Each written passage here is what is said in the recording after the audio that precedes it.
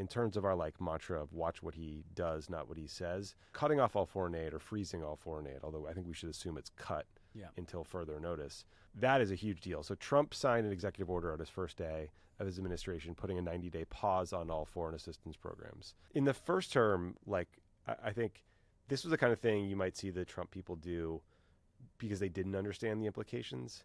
My fear now is that they know how damaging this is. They want us to freak out, and that's kind of what this is about. Like, they want the fight. You know, Rubio, he keeps repeating this mantra that we're only going to fund programs that are, directly serve U.S. interests. We already know that Trump's view of U.S. interests are Trump's interests. I think there's a few different angles that people should be concerned about.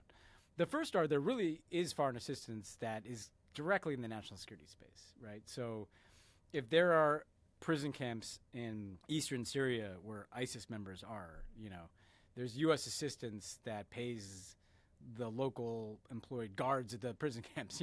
There's assistance that is directly tied to kind of counterterrorism missions. Did you see the reporting on this? Yes. Yeah. That some of the guards just didn't show up to work because they thought their salaries were cut off. Yeah. It's like 10,000 ISIS guys almost just walked out of the prison. You don't want that to happen. Seems bad. That would be bad, right? And similarly, a pandemic or an epidemic, we fought the Ebola outbreak, which Americans freaked out about, that Trump fear-mongered about.